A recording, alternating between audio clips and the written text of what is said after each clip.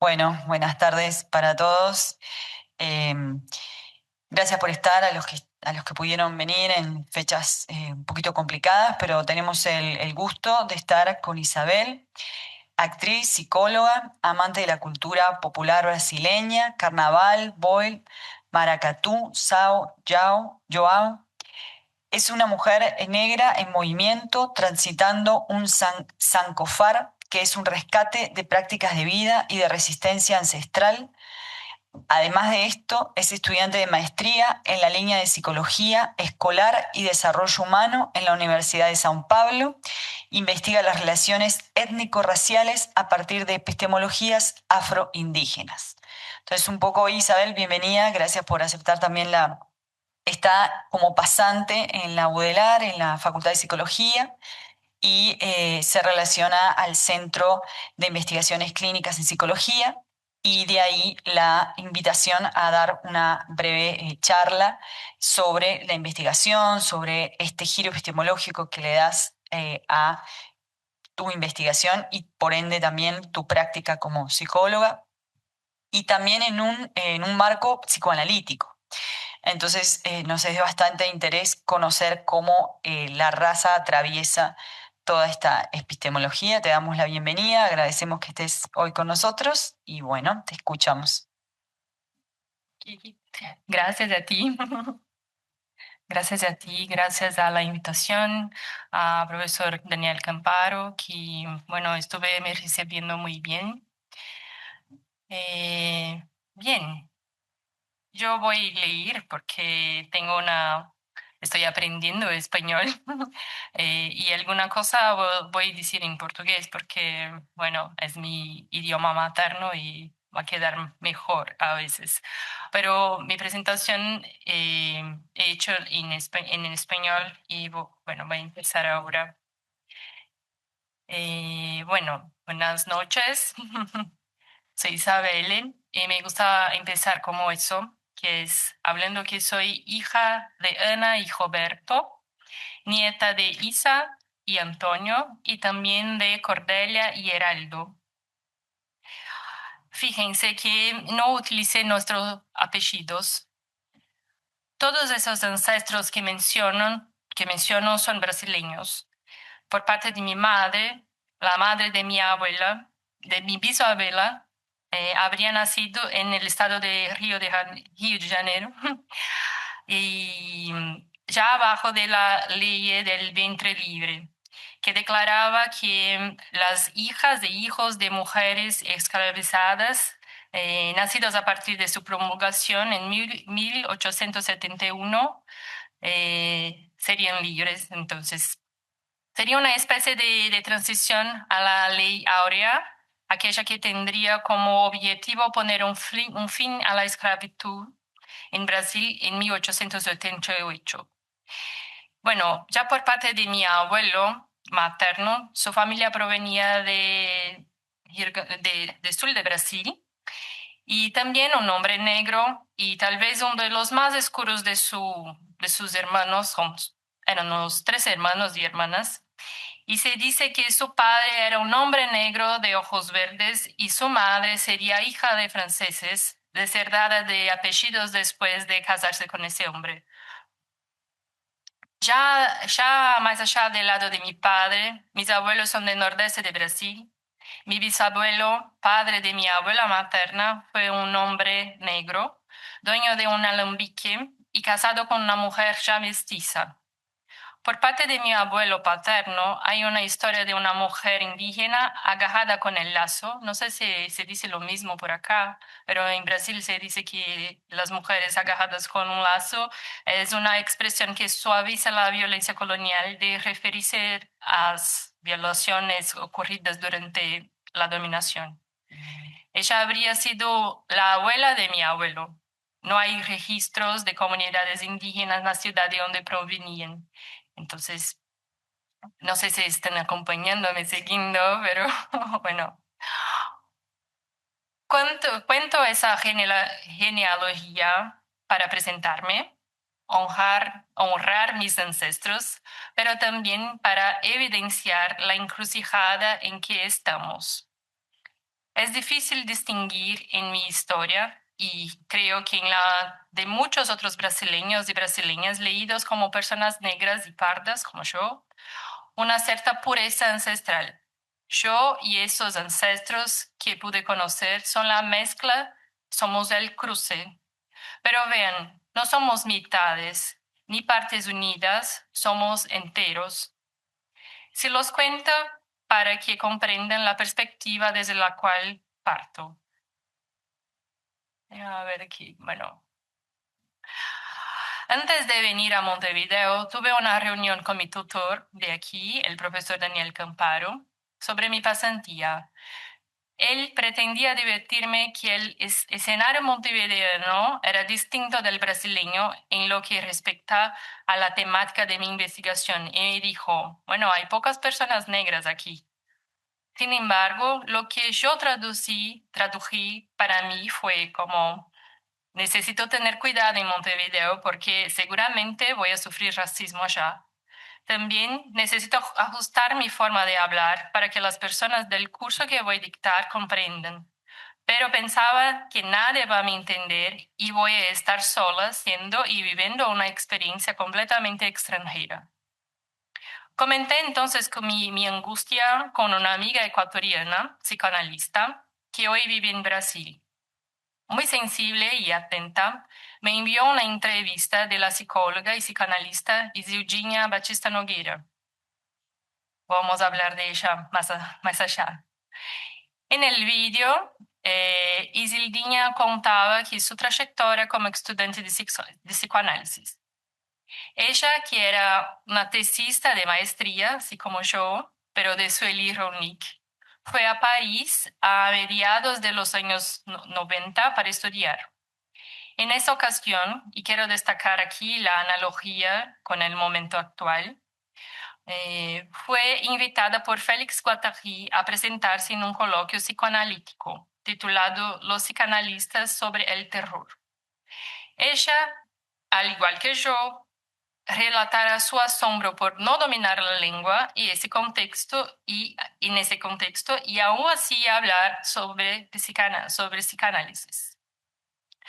Guattari, que no estaría presente en el día del coloquio, la instruyó a contar acerca de su negritud y de su vida en São Paulo. Ella así hizo, y las psicanalistas francesas presentes, quienes eran Françoise Dolto y Radmila Zaguri, le dijeron que el psicoanálisis de hecho estaba en falta en sus análisis acerca de la categoría raza, y a continuación la invitaron a cenar. Desde entonces han pasado casi 30 años y el psicoanálisis todavía se detiene poco en la cuestión de la raza. Sobre todo, a mi entender, por una comprensión errónea de que el racismo es un problema de negros. Hablo del psicoanálisis porque fue la línea que elegí para contribuir a mi mirada del mundo, pero pueden cambiarla por cualquier otra, el resultado sigue siendo muy parecido. Isildiña le cuenta a la entrevistadora cómo su vida cambió después de aquel coloquio, ya que a partir de allí los psicoanalistas franceses más consagrados la acogieron y la hicieron sentirse parte de uno de los círculos de psicanálisis más reconocidos del mundo. A lo largo del vídeo, relata cuánto hizo la diferencia ese vínculo para su formación. Obtuvo cierto prestigio y dinero. Sin embargo, no habría sido suficiente para aplacar el racismo de su vida cotidiana.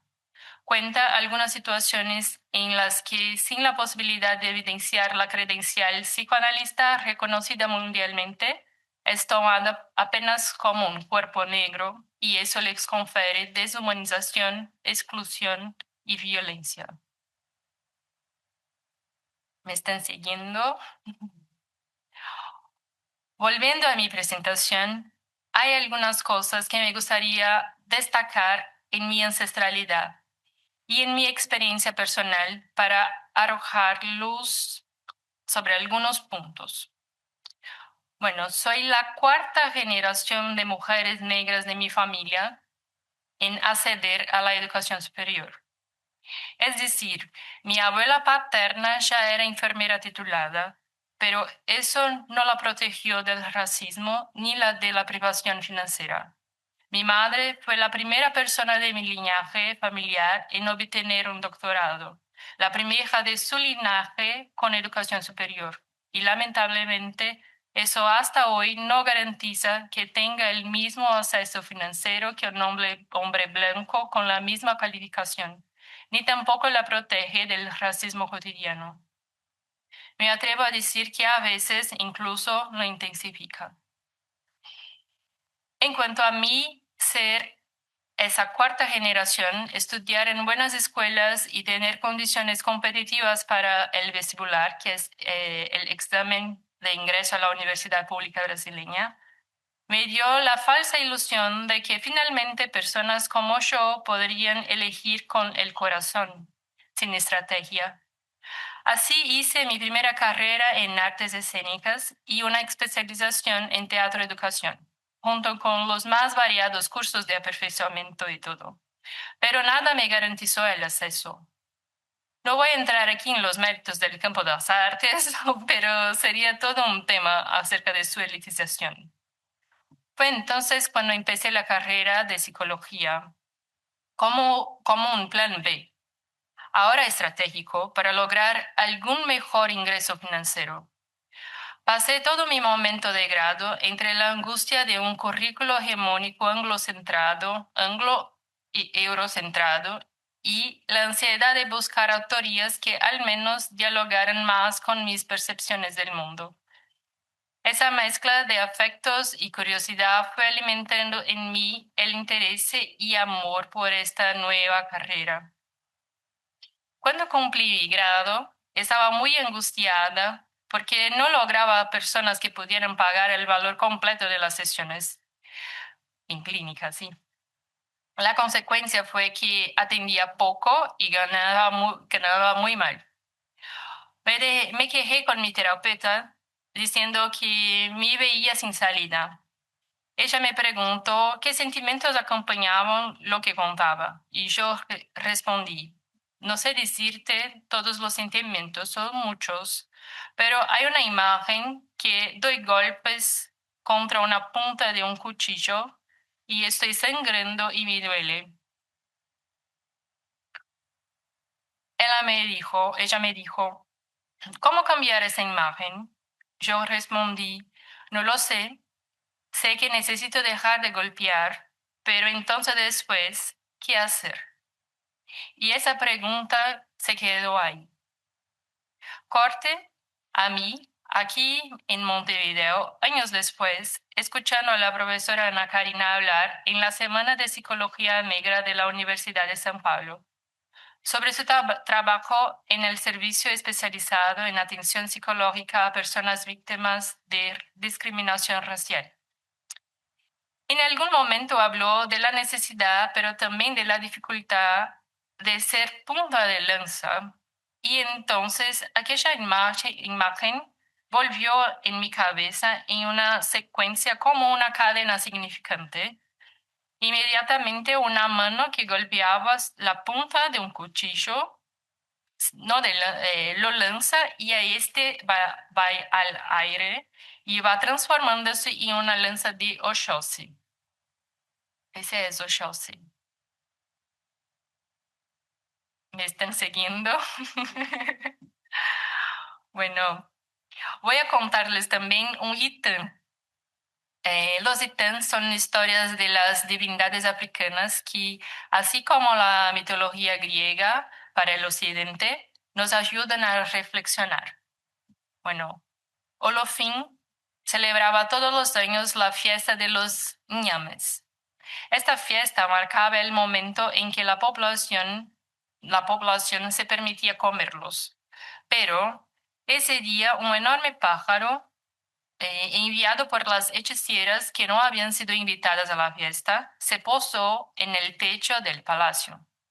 La grandiosidad del pájaro era tal que proyectó una sombra sobre toda la fiesta y asustaba a los invitados. En un intento de resolver el problema, el rey llamó los cazadores del reino.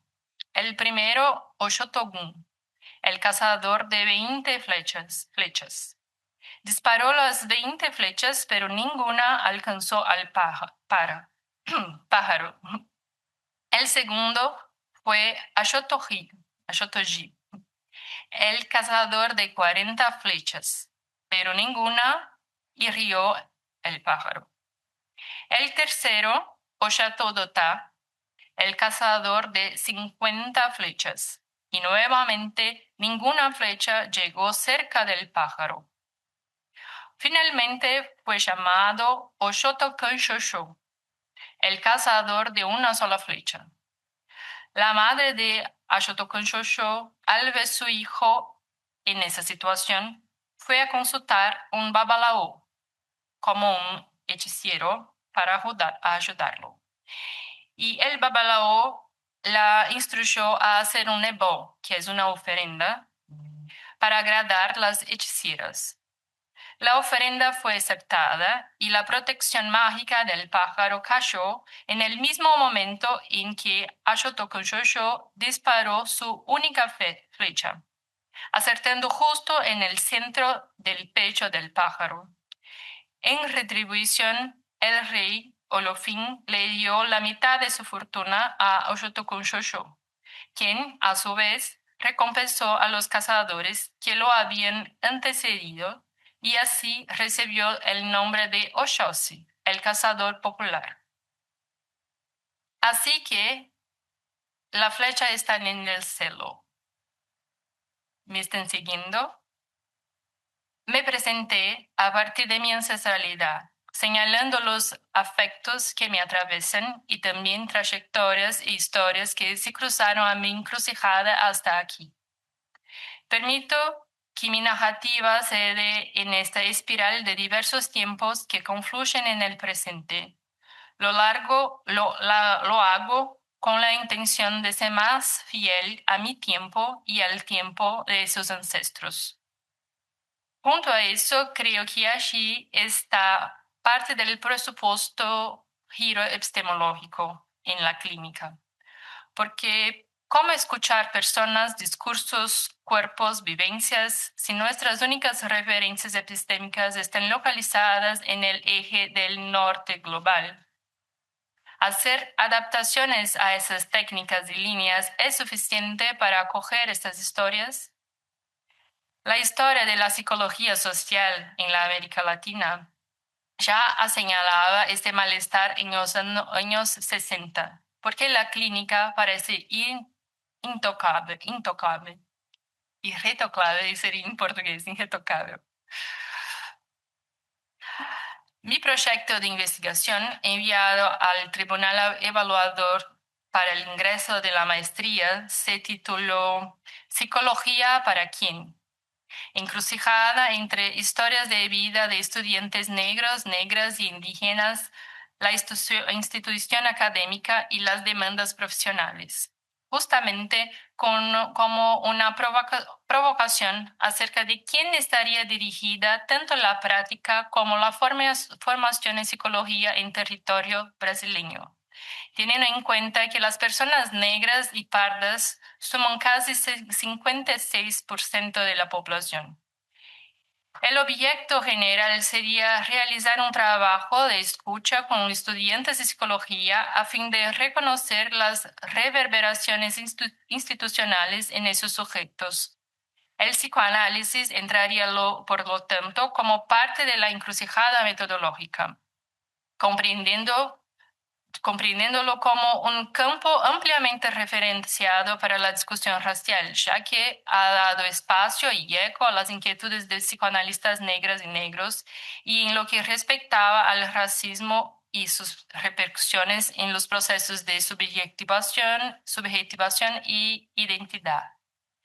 Sin embargo, a lo largo de mi trayectoria en la maestría fui modificando mi idea de encrucijada, ya no como una justaposición de ideas, ni como en la lectura occidental que hace de la cruz, o como un camino a elegir entre uno y otro, una dualidad, un impasse.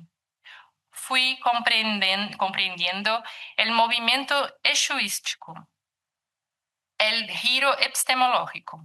Entonces, sentir a Eshu, que es el dueño de la encrucijada, el mensajero y el principio del movimiento, enseñándome acerca de su morada. Quiero decir, abrirme a las cosmogonías africanas que comprende la complejidad de la encrucijada como apertura de posibilidades, tal vez innumerables, una apertura a las potencias de cada trayectoria, no para excluir, recortar, separar, taxonomizar, sino en una cosmogonía bantu, incluir, agregar, transformar y expandir. Veo en esta percepción de la encrucijada la integridad de mirarnos a nosotros mismos y mismas, al otro desde sujetos enteros que confluyen, como dice Nego Bispo. Nego Bispo es un intelectual brasileño también, bueno. En la clínica se libera a ese sujeto del supuesto saber para que los dos sujetos se encuentren con ética, compromiso social y político. ¿Cómo pensar una clínica que no retome ni refuerce valores anglo-eurocéntricos, patriarcales y judío-cristianos por encima de cualquier otro? ¿Cuál es el papel de la psicoanálisis, del psicoanálisis y de los psicoanalistas en ese escenario? La idea aquí es menos venir con respuestas cerradas y más ayudar a formar otras preguntas. Propuse dos textos bastante distintos entre sí, pero pueden aportar al giro epistemológico que estoy diciendo. El primero es el de Isildinha Batista Nogueira. Ya la presenté un poco antes, así que se trata de una psicoanalista negra brasileña formada en la escuela francesa. Isildinha aborda en su trabajo la constitución subjetiva negra, que para ella transita caminos distintos a los de una persona blanca. De manera muy general, Isildinha dirá que para la construcción de una imagen corporal interna, una niña, un niño necesita de la mirada de sus cuidadores. Entonces están la imagen corporal y el esquema corporal. La imagen corporal se va moldeando a partir de la mirada de los cuidadores principales, sobre todo de la aceptación. Esta está profundamente relacionada con la historia de vida de cada persona, con sus singularidades. El esquema corporal, de otra manera, correspondería a aquello que nos conecta con el cuerpo, permitiéndonos percibirnos como seres humanos y forma parte del campo de su realidad. Por lo tanto, al percibir esta alianza entre imagen y esquema corporal, se necesita un equilibrio para la construcción de una subjetividad más saludable. Isildinha se pregunta, ¿hasta qué punto, en la medida en que la persona negra es atravesada por representaciones depreciativas en relación con el cuerpo negro, es posible para ella la construcción de una imagen corporal en la que la condición genérica esté preservada? Es decir, con ese contexto histórico, sociohistórico que vivimos de la población negra, cómo percibirse bien siendo una persona negra con valores positivos. Bueno, ella continúa desarrollando cómo esta constitución del sujeto se da en el psicoanálisis y la necesidad del otro como espejo. Inicialmente los cuidadores primarios y más adelante lo otro propiamente dicho. Si social e históricamente se construyeron en el color negro signos de inferioridad, de oposición a la blancura, de fealdad, de inhumanidad, Isildinha vuelve a preguntarse, ¿cómo queda la persona negra que se confronta con la mirada del otro, que reconoce en ella el significado que la piel negra porta como significante? Me detengo más en las preguntas porque son ellas que nos mueven y nos hacen pensar. Isildinha nos revela esta constitución psíquica frágil, patrocinada por una sociedad estructurada en el racismo, que condena al sujeto negro a la negación de sí mismo a medida que también la sociedad niega y borra su historia. Paso ahora al segundo texto de Asa Ingeri, hoy profesora en la PUC Rio. Asa es también una mujer negra del suburbio de Rio de Janeiro, con una vivencia distinta de Isildinha. Sin embargo, comienza su artículo hablando justamente del borramiento histórico de diversas poblaciones africanas que desembarcan en las Américas, nombradas genéricamente como negras, y también de las poblaciones locales que dentro de toda su diversidad fueron reducidas a indígenas. A lo largo del artículo, Asengeri va nos dando pistas orientadas a la recuperación de esa fractura ontológica que se produce a partir de la colonización. Va incluso más allá, va recordándonos que en una escala mundial de humanidad propuesta por la occidentalidad, nosotras y nosotros, los de la América Latina, como dijo Lelia González, somos ubicados por debajo, mismo cuando se goce del privilegio del fenotipo blanco. Entonces, ASA invita a todas las personas en las Américas a implicarse a partir del reconocimiento y la desidentificación con el patrón blanco occidental. Esto supone reconocer, en el caso de Brasil, las dinámicas raciales como parte de la matriz nacional forjada a partir de una experiencia colonial, ya que solo existe el país y la constitución de alguna identidad nacional mucho después de la experiencia colonial, lo que implica decir que las personas blancas están profundamente implicadas con ese proceso, aunque se encuentren bajo el régimen de la negación. Mi pregunta a este punto es, ¿cómo la clínica implica a las personas blancas en ese proceso? ¿Me están siguiendo? Asa nos ilustra el concepto de el Señor de Occidente y nos ofrece la siguiente descripción. Un hombre rubio, alto, de ojos claros, hegemónicamente bello, rico, irresponsable, inconsecuente, de índole dudosa, alienado y sin empatía con las mujeres y con el otro, habitante del eje norte del globo, en una gran ciudad detentor de algún tipo de poder político y económico que desde lo alto de su privilegio decide la dinámica del occidente. Regulador de la dinámica occidental de robo, muerte, destrucción y de asimilación, responsable ancestralmente del genocidio de 90 millones de indígenas en la América, cuya opresión deshumanizadora subyuga secularmente la población negra y amerindia, destructor del medio ambiente, promotor del hombre, dueño y agente del sistema supremacista con distintos niveles de blancura, cuya estructura se basa en el racismo contra todos los pueblos no blancos y se sostiene en el capital monetario y cultural.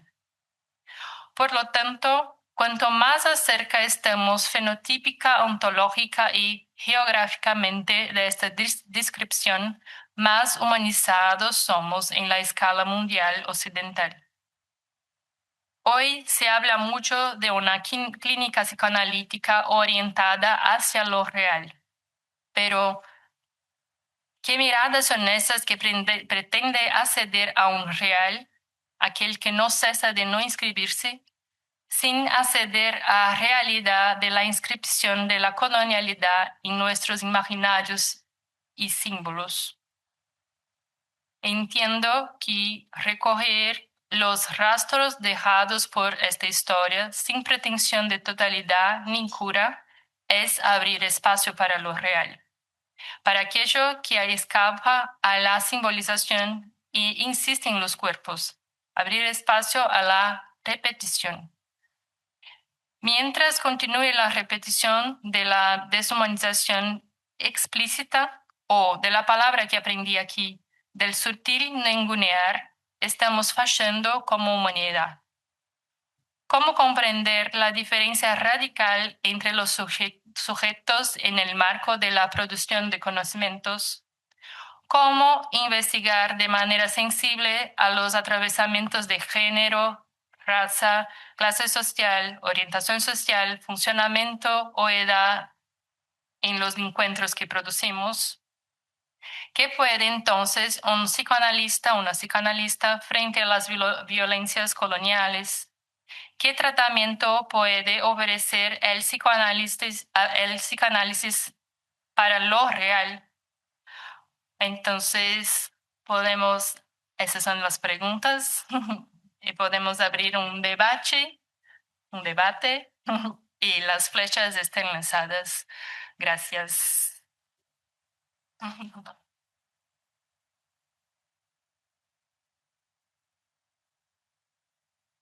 Muchas gracias, Isabel.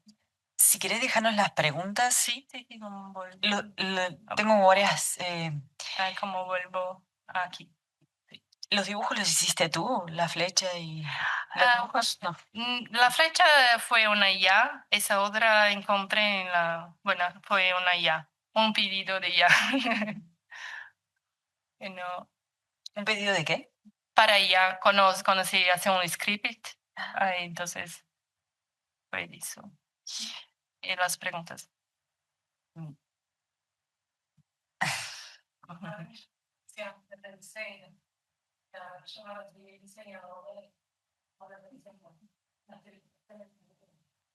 No te escucha la gente de Zoom.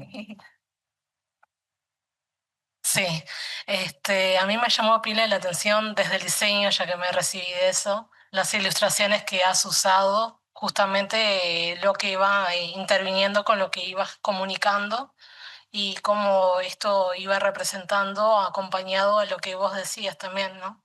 O sea, cómo iba construyendo, digamos. Gracias. Gracias a ti. Gracias. Sí, exacto. Me iba construyendo texto también. Bueno, un poquito es como ahora abrir así a comentarios, a preguntas. Es muy interesante la pregunta, me parece que estás poniendo como la atención o el dedo en la llaga hoy más que hace 50 años atrás. Está esto muy, muy presente, ¿no? Este debate en, bueno, cómo entendemos un psicoanálisis o una clínica situada en la interseccionalidad del género, la raza y la clase.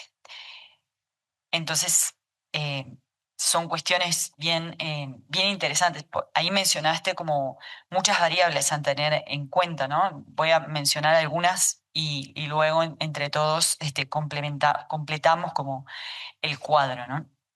Em, Esto de la historia, el borramiento histórico de lo que han atravesado las poblaciones negras en el continente latinoamericano. Hay un borramiento, hay una cuestión histórica que no se tiene presente en la educación primaria, en la educación secundaria, porque tu tesis va mucho también a cómo los currículums de el grado en psicología en la Universidad de San Pablo atienden esto, ¿sí? ¿Cómo acogen? ¿Qué tendría que cambiar desde lo curricular para darle lugar a estas preguntas, ¿no? A estos cuestionamientos, este tipo de interpelación que se le hace hoy al psicoanálisis y a la clínica psicoanalítica, por ende?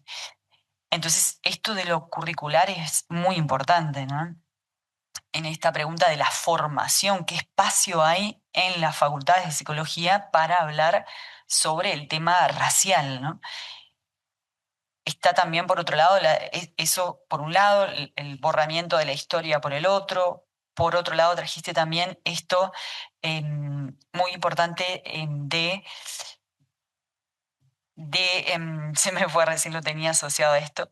Bueno, voy a hacer mientras, de que Uruguay tiene una un presente muy diferente, porque tuvo una historia también muy diferente en relación a Brasil, tanto con los indígenas, que también es otra historia de raza y de piel y de color borrada, bastante poco hablada, poco interpelada, cómo esto afecta hoy.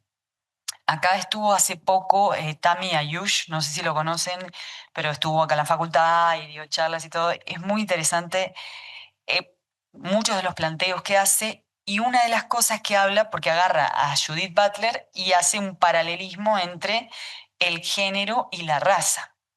Todas las cuestiones de...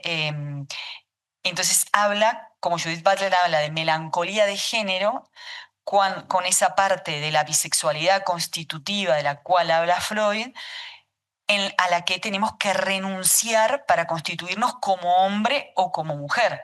Entonces a eso le llama melancolía de género y él lo toma, Tami Ayush, y habla de melancolía de raza.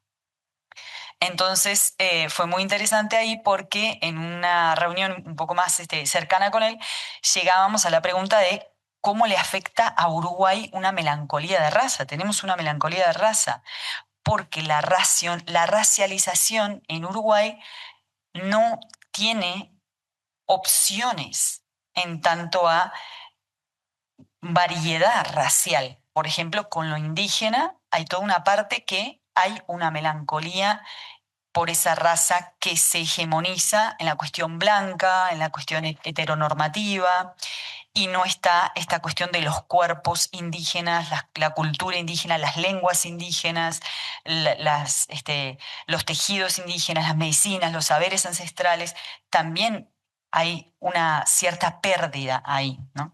Entonces él hablaba de eso y de cómo eso constituye también que este fue el otro tema bien fuerte que trajiste, una hegemonía racial blanca que también es construida, también es culturalmente construida, porque así como se construye una idea de lo que es el negro en la sociedad, y entonces eso está marcado por el racismo, también hay una idea de quién es el blanco en la sociedad y qué lugar ocupa y cómo debe comportarse, que este relato que trajiste me pareció bien interesante y muy fuerte, ¿sí? Porque es una idea de lo blanco asociada al poder, al devastamiento de la naturaleza, a muchas cosas que no lo pensamos generalmente cuando pensamos lo blanco, ¿sí?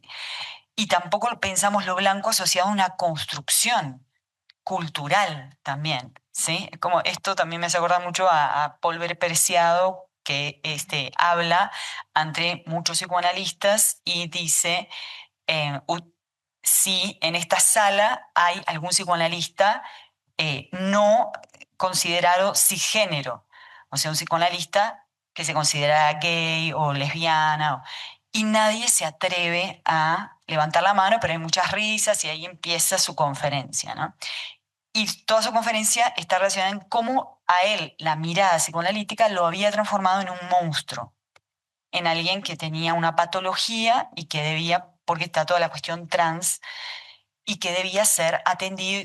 Entonces, en un momento él dice, pero entonces ustedes, blanquitos, psicoanalistas de cierta clase social, ¿se creen que no tienen género? Y acá la pregunta sería, ¿nos creemos que no tenemos raza? Entonces, bueno, por ahí abro un poquito la charla de gente que trabaja en educación, que está trabajando en especialización en clínica. Me interesaría también escucharlos, saber las preguntas y si querés vos responder ahora un poquito a eso y leer tus preguntas, también bonito. Quería primero invitar a Ana Karina, por favor, a venir acá.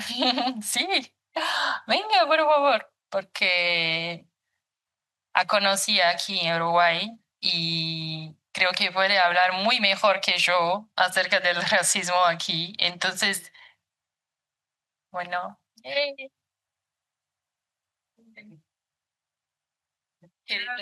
Preséntate, por favor. Sin compromiso. Bueno, en tu honor, Aye, soy Ana Karina. Allá viene Oscar. Vamos llegando. Bueno, gracias primero por hacer esta aproximación. Creo que Tami nos deja como en estos días he escuchado, yo soy junguiana, hago clínica, me especializo en clínica, entonces creo que ha sido como unos meses de aproximación al tema por diferentes lugares, así que bueno, celebro este tipo de encuentros. Coordino un servicio acá en facultad que es el servicio especializado en atención a la discriminación racial. Vengo hace años investigando este tema. Soy activista, igual que el compañero Oscar.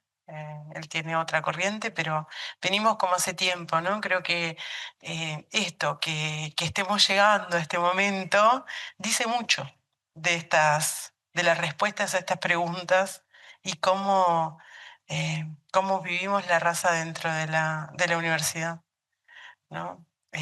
Muchísimo más para decir, pero como algunos riesgos también me quedo pensando que hay mucha cuestión de cómo nos acercamos al tema. Eso es un gran desafío, cómo lo trabajamos académicamente en una universidad blanca y cómo las personas blancas se aproximan al tema sin que exista un extractivismo epistémico. Capaz que es de los principales desafíos. Gracias. Gracias a ti. Bueno, voy a decir un poco acerca de lo que comentaste y bueno, creo que pueden ir preguntando y hacer una charla efectivamente porque así me gusta más. Bueno, la cosa curricular es, bueno, cuando empecé mi maestría, tengo una parcera que accedió junto conmigo y ella se quedó más por la cosa curricular y yo estoy más en la cosa epistemológica.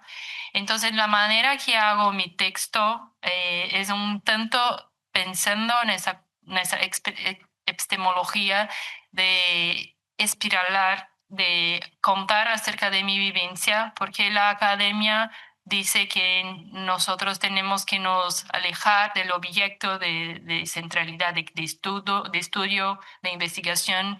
Y para mí, involucrarse en eso es más rico y a partir de las epistemologías afro, el vínculo es una manera también bastante valorosa de acercarse de un tema.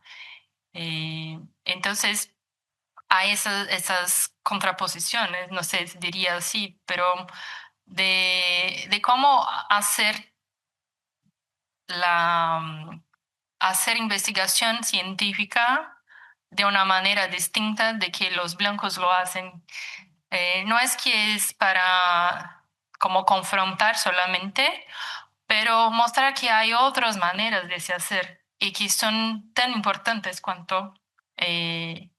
Una vez estaba charlando con una persona que me dijo, bueno, tenemos que nos alejar del objeto para sermos racionales y puntuales de todo.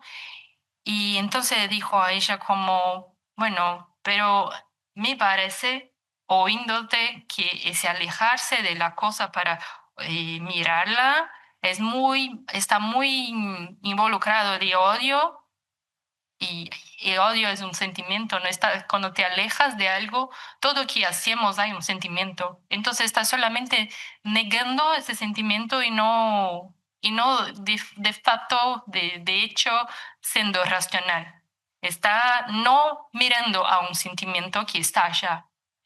Entonces, para mí es más la cosa de la encrucijada, que es una metodología que ahora estoy muy involucrada en discutir eso, bueno, es admitir, es mirar de que todos nosotros tenemos sentimientos y estén junto de la ciencia.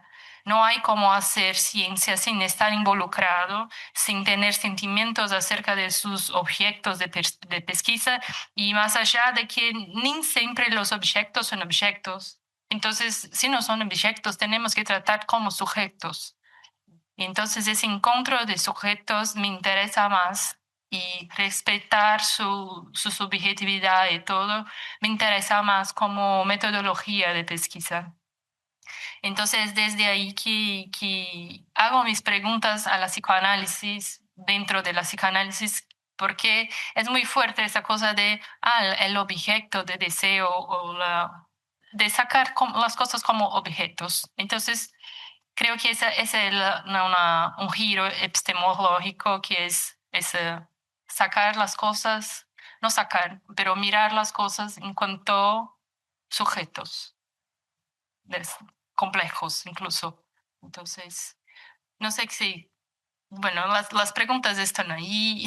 Si quieren hacer otras, estoy aquí para conversarnos, charlarnos.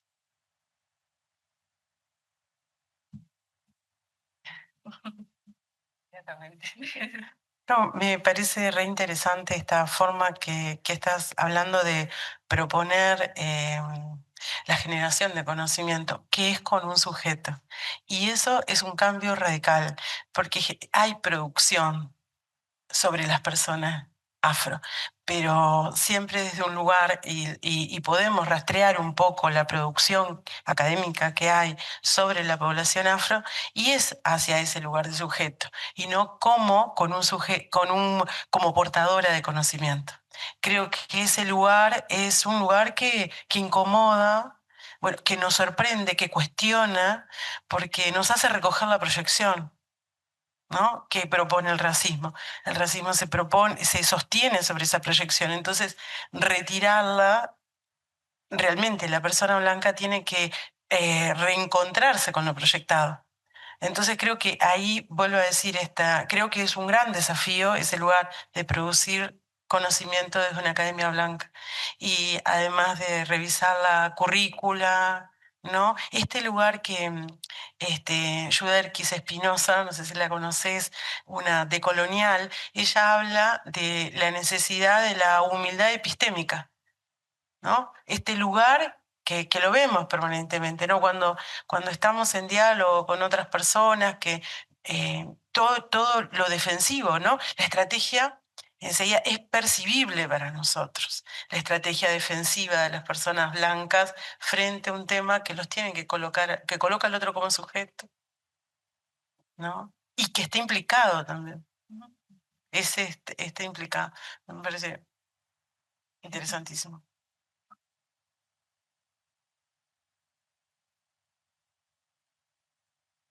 ¿Tienen preguntas, comentarios? Hola, buenas tardes. A mí lo que estabas diciendo me llevaba a asociar un poco, nosotros somos compañeros de la especialización en psicoterapia psicodinámica en el subgrupo pareja, grupo y familia. Y un poco lo que traías me lleva a pensar un poco en esto del trabajo con la alteridad, ¿no? Es como si pensáramos un relacionamiento de pareja, y en este caso pondría como a blanco, negro, ¿no? Como trayendo un poco este, lo, lo referente a la raza, ¿no? Y en eso que decías, ¿no? Está esto de la proyección blanca, que de alguna forma, como lo traía Isabela, eh, como que tiñe todo, incluso hasta el medio ambiente, las otras razas, el género y demás, y cómo poder trabajar con esa alteridad para que esas proyecciones de alguna forma caigan o se confronten con lo real, ¿no? Ahí ella decía, ¿qué tratamiento puede ofrecer el psicoanálisis para lo real? Algo que se confronte, ¿no? Que confronte ese simbólico con lo real y pueda empezar a caer un poco como en las representaciones que ya tenemos, así como tú traías esto el trabajo del linaje, donde quizás desde una mujer negra esclavizada y al día de hoy poder una mujer del mismo linaje con un doctorado, ¿no? Entonces, cómo también puede ir como cayendo esa representación o la posibilidad en lo real de ser diferente. Entonces, es como algo que me llevó a asociar un poco por ahí.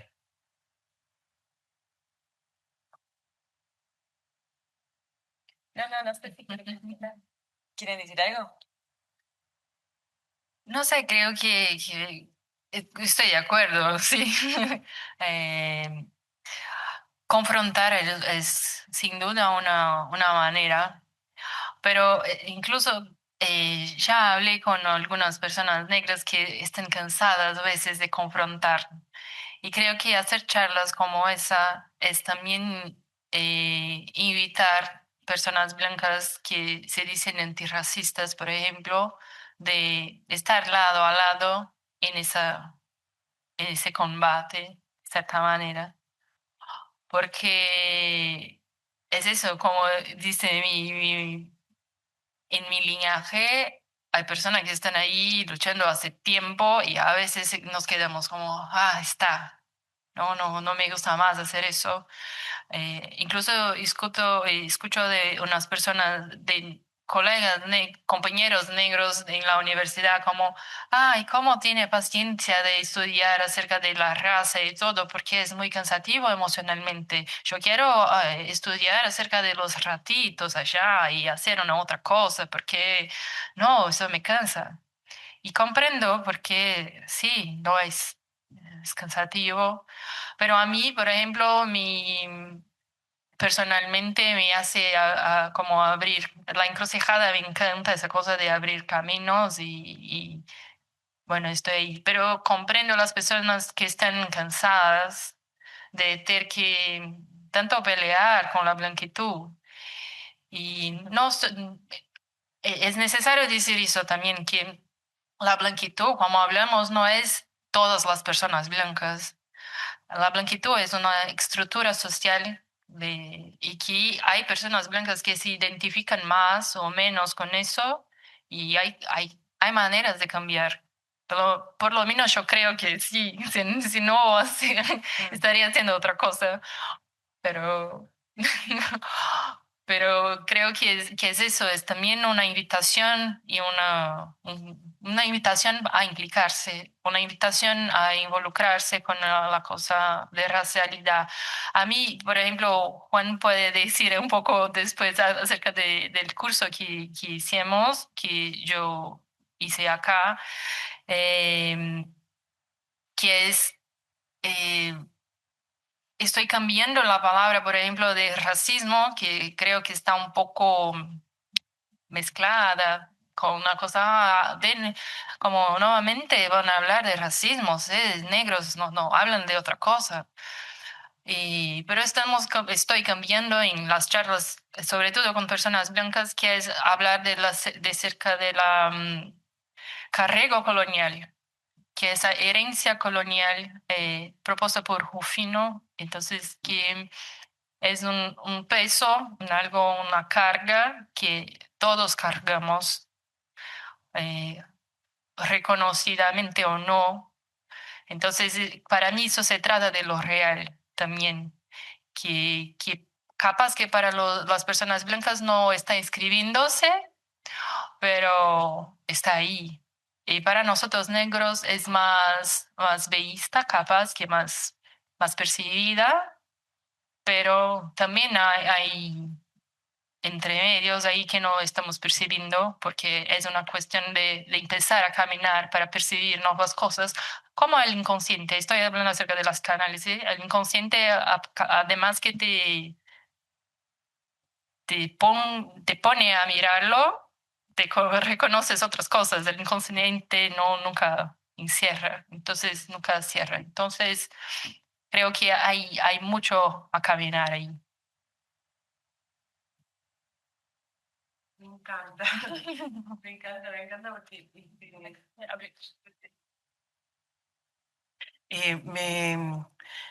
me parece genial personalmente me pasa también que he buscado como las formas de cuidarme, ¿no? En esto de la alteridad creo que el proceso siempre es eso, la analítica diríamos que la individuación es la alteridad, encontrar la alteridad en ti, ¿no? Y este proceso de blanco-negro en un momento te empuja, porque si no te esencializás. Y pensaba en la charla de Davidson Faustino, que nos visitó hace un mes, que justamente él decía, bueno, en algún momento tenemos que soltar, ¿no? Al negro. No soltarlo nosotros porque es una parte de nosotros, pero sí porque se nos quiebra, también nos esencializa, yo voy a hablar en términos de analítica, también nos polariza. ¿no? Y nos pone en oposición. Y bueno, desde las oposiciones, ¿qué podemos construir? Entonces sí hay que soltar, pero bueno, y otro compañero muy combatiente decía, pero ¿cómo voy a soltarlo si el blanco me hace tanto, ¿no? Pero bueno, creo que la psicología puede generar esos caminos. Porque esta cuestión de lo colectivo, a través de pensarnos, yo acuerdo totalmente con lo que decís, Isabel, de pensarnos como desde la decolonialidad, desde el paradigma colonial. Ese nos involucra a todos y a todas. Es impresionante cuando empezamos cómo nos ha restado autonomía, cómo nos ha dejado tan heterónomos, ¿no? A Europa, hoy vemos en este mundo global lo que ha generado la colonialidad. Entonces, pensar como la herencia de la raza desde el paradigma, desde los estudios decoloniales me parece un acierto, porque ahí todos nos empezamos a mover, ¿no? Todos y todas nos empezamos a cuestionar. Me parece muy interesante y creo que es el camino hacia dónde vamos, ¿no? Que el racismo como como un sistema más en una red, en un sistema o en un suprasistema, ¿no? Que constituye la matriz de opresión finalmente. Entonces, un montón de cosas ahí muy en diálogo.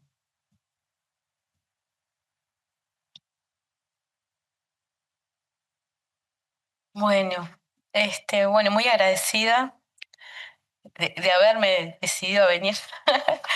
Este, y se me cruzan como un montón de cosas. Esto de la encrucijada lo amé. Es muy como de bruja, ¿no? Esto de la cruz de caminos y qué sé yo, ¿no? Pero creo que tiene que ver con esto de lo mágico, de poder andar y desandar caminos para poder como repensar otras maneras. Y me quedo con la segunda pregunta, ¿no? ¿Cómo investigar de manera sensible? Y bueno, yo soy como del club de fan de la teoría del apego y tenemos el constructo de sensibilidad y vamos con todo con eso.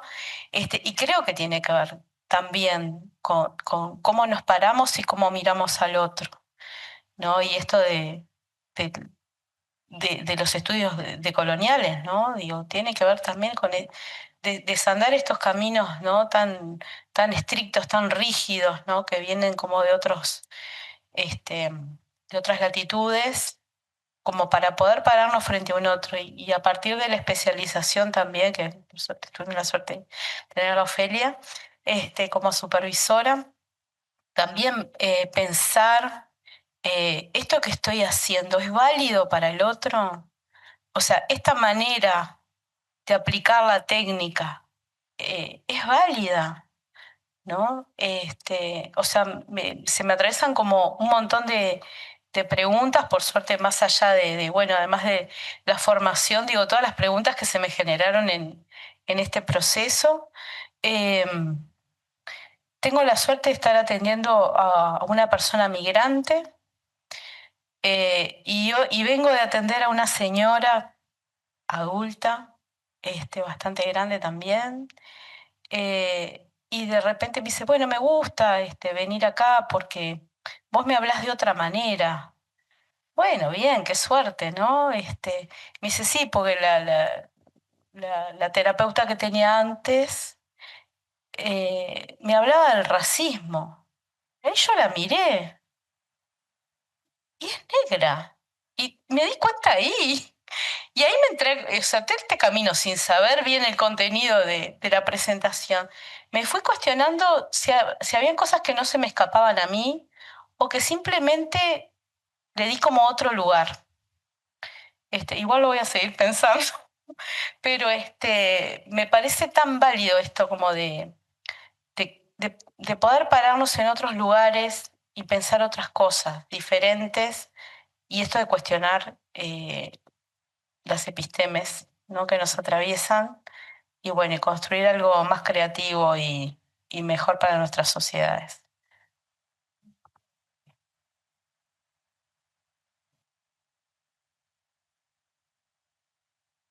Bueno, gracias. Bueno, felicitar a Isa, perdón por llegar tarde.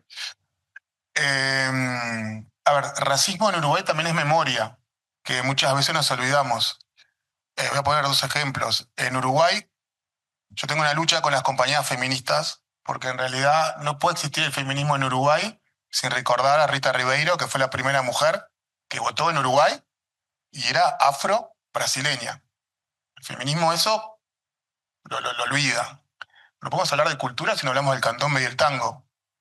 Estos elementos son elementos actuales. A ver, también capaz es una dificultad.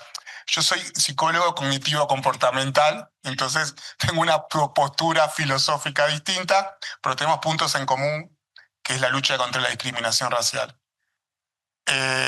Hemos avanzado en Uruguay, ¿no? Porque, por ejemplo, yo cuando pienso en la teoría de apego, no me puedo olvidar que la mitad de los niños y niñas afro-uruguayos son pobres en Uruguay.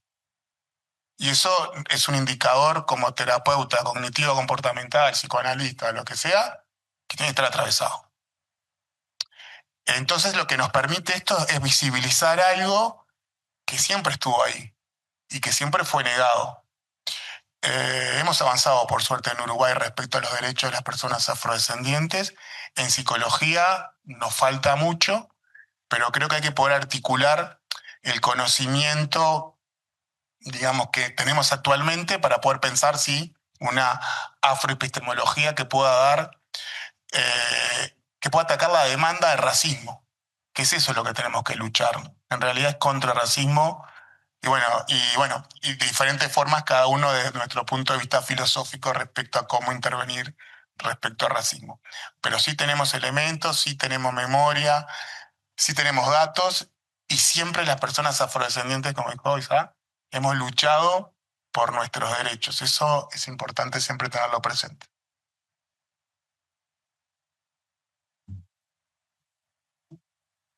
Bueno, me llamo Juan, soy psicólogo clínico acá en Montevideo. Estudié la maestría en psicología social acá en esta casa, con mucho gusto. Em, Primero mencionar, como ella levantó la bola ahí, sobre el curso, ¿no? Y cómo de la importancia de poder haber escuchado tu trabajo acá, ¿no? S- Sé por colegas que ese pensamiento decolonial, ¿no? Y en la práctica clínica es una cosa de vanguardia y que he escuchado de amigos allá, pero tenerla presente acá fue como un bálsamo ahí porque son pensamientos que están siendo introducidos ahora, sí, por lo menos a mí, ¿no? Y tener el curso fue como una experiencia real de sentir en el cuerpo y mucho más en el cuerpo de lo que hablando o en esa lógica dialógica, vamos a decir así, de la clínica, ¿no? Entonces, una cuestión mucho más del cuerpo, de la vivencia, de la experiencia y fue muy fuerte, ¿no? Fue una experiencia muy fuerte también ahí con las prácticas y todo más. Y poder escucharte hoy ahí hablando así de tu trabajo,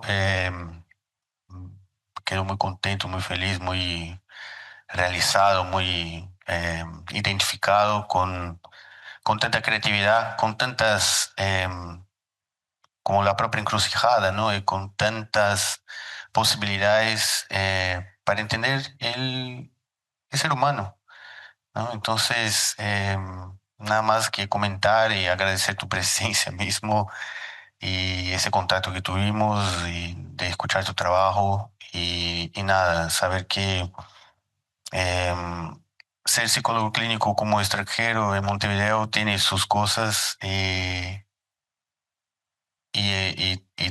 tener, saber que hay todo ese camino por detrás, toda esa epistemología nueva nos da fuerza para seguir y proponer otras miradas a viejos dolores, capaz.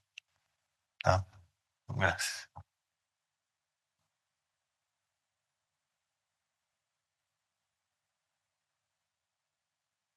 Bueno, Disculpa, Juan, si te convoqué así. Es que estabas hablando acerca de la clínica y creo que acá, todavía es muy occidental sentarme aquí y hablar acerca de algo y, y sin embargo intenté hacer de otra manera, sí, de manera con afecto y todo, pero es distinto porque en el curso hay otros elementos que creo que son necesarios para sentir la encrucijada. Entonces, trago baños que son hierbas con agua y todo se hacen baños y todo. Y hay otros elementos que vamos compondo y moviendo el cuerpo para sentir la cosa del carrego colonial desde otro lugar que no es la razón, el raciocinio lógico, la mirada de vamos a resolver eso, no es por allí. Es más como, bueno, sentir ese peso y cuál puede ser el paso adelante hasta que no hay más pasos a dar. ¿Cómo construir ese camino? Yo tampoco sé, pero abrir la encrucijada me interesa. Entonces, es eso. Aquí creo que es más para decir acerca de la encrucijada, de no practicar la encrucijada, pero me gustaría que todos pudiesen experimentar eso, porque, bueno, yo creo que está siendo bueno poder abrir esos caminos de la encrucijada. No sé si no sé. No, me quedaban, gracias a todas las intervenciones bien interesantes, me quedaba con esta idea de la alteridad en esto de los estudios postcoloniales, que es bien como este punto de la construcción de mí como sujeto, de mi subjetivación, en base al rechazo de una alteridad. En esa misma construcción subjetiva en la que me construyo como sujeto, estoy construyendo al otro como aquello que me diferencia, que no soy. O sea, esto es lo colonial, es la construcción de Europa como civilización a diferencia de América como la barbarie. En ese movimiento en el que uno se construye como centro, el otro pasa a ser periferia. Entonces, ahí este juego de la alteridad que traía un poco William y todos un poco hablándolo, ¿no? Es cómo construimos otra relación con la alteridad y por ende también otra forma de identidad, no en base a aquello que no soy. Porque ahí está esto de la melancolía de raza también, en tanto hay una cantidad de cosas que nos perdemos, nos constriñe al uno y al otro. Y en esto de los goces también. Tiene que ver mucho con los goces. Cuando te escuchaba hablar esto de traigo baños y hierbas y sentir en el cuerpo ese constreñimiento de mi cuerpo por años, por una herencia colonial en la que en nuestro caso en Uruguay tenemos que movernos de una manera, no nos podemos mover. También trabajé con inmigrantes y tutoré una tesis que trabajaba con muchos inmigrantes y hablaban del tono de voz, no podemos levantar el tono de voz en el público, no nos podemos, ellos decían que les costaba mucho saludar porque tenían que hacer el esfuerzo de poner la pelvis hacia atrás, que en el Caribe el contacto era distinto y el moverse y el baile.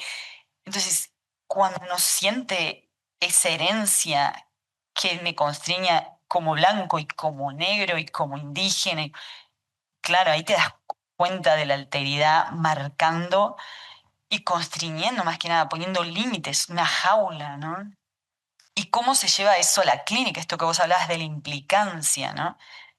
Vamos con lo que somos también a la clínica, esto de la diferencia con el objeto, ¿sí? El analista en el lugar de una posición neutra, neutral, que escucha por igual todos los significantes, este ejemplo que traías, que traía Joana, ¿no? De no me había dado cuenta hasta ese momento, porque viene un paciente negro, hay que hablar de raza, ¿cómo escuchamos eso? ¿Sí? ¿No?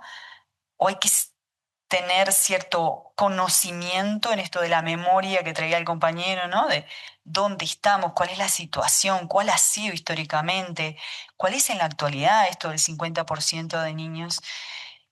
Bueno, un poco todas esas ideas y agradecerles muchísimo. Y no sé si quieren redondear con esto del extractivismo epistémico, también me gustó mucho.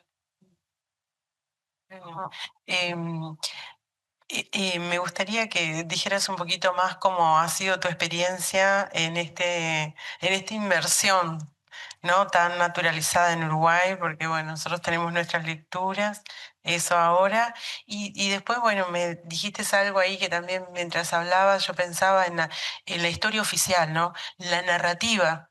En la narrativa, nosotros somos expertos en escuchar, pero cómo nos hemos construido con la narrativa tan particular. A mí me gusta pensar que en esto de la melancolía, que sí creo que la uruguaya como identidad es muy melancólica, realmente por un mito de héroe no vivido, ¿no? Esta cuestión rupturista, la que no tuvimos, nos concedieron. ¿No? Entonces me parece que eso también nos atraviesa el mito de ser uruguayo. ¿Qué es ser uruguayo? ¿Qué es ser uruguaya? Y creo que hace también a cómo vivimos el racismo en Uruguay, ¿no? Y cómo la blanquitud encaja también, encaja bien, nos calza, por necesidad de tener lugares donde calzar. Creo que ese es un temazo que me encanta y bueno, desde lo analítico sería como estudiar la identidad, el complejo cultural de ser uruguayo. Eso es el complejo cultural del imaginario colectivo, del imaginario del inconsciente colectivo, de los complejos culturales del inconsciente colectivo. Me parece riquísimo un tema para trabajarlo en profundidad. Entonces, ¿cómo ha sido tu inmersión en en esta idiosincrasia? A ver. Bueno, sí, Uruguay es muy distinto de Brasil. He conversado con algunas personas que es, Brasil es muy, no sé si esa palabra en español, muy ostensivo. No sé, ostensivo, ¿cómo es esa palabra? Que es, el racismo en Brasil es como hay todo momento, te vas a una, ya creo que ya te dice eso, pero te vas a una tienda, hay una persona que te queda allá. Por ejemplo, un poco antes de venir acá fui a un restaurante con mi compañero y hijos y nos sentamos en unas sillas, en la mesa y todo, y nos quedamos ahí como casi 20 minutos y el muchacho que estaba allá llamábamos a él como, bueno, estamos pronto listos a pedir y todo, y él decía como, ya estoy haciendo eso aquí en una otra mesa, como pidiendo la cuenta y todo. Y las personas de la otra mesa se fueron y él empezó a arreglar la mesa, pero no venía a sacar lo pedido. Entonces miré a mi compañero, que es un hombre blanco, y bueno, vámonos porque aquí no. Entonces en Brasil eso es muy común, muy común. Y incluso después del gobierno de la derecha y todo, se quedó muy peor. Es la sensación de cómo andar en la calle es distinto. Eh, pero acá en Uruguay hay un cierto, eh, no sé, una cierta manera que no pasa nada, no está bien, no hay una persona que te queda ahí en las tiendas y todo. Pero se pasaron unas cosas que aprendí esa cosa de ningunear, como no responder correos porque ¿quién eres tú? O, por ejemplo, ir a una, una comedoría, en algo así. Hice lo pedido y no dice como, voy a llevar. Dice, voy a sentar ahí para comer. Y la persona me dio como un paquete y me quedé, bueno, ¿Será que hablé algo mal? Porque sí, mi español no es muy bueno, yo creo. Entonces, capaz que hablé algo malo y no comprendí, pero se pasaron 3 veces. Entonces comprendí que aquí la cosa un poco, bueno, no te queremos acá, no voy a decirte, pero voy a darte un paquete para que te vas. Entonces es más sutil, capaz, pero hay.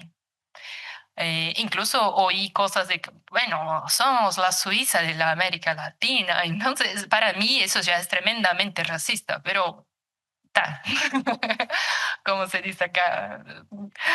Entonces hay cosas que también creo que así como el racismo en Brasil es muy ostensivo, cuando se accede a lugares muy blancos como la universidad, hay que prestar atención porque el racismo va así creando mecanismos muy sutiles.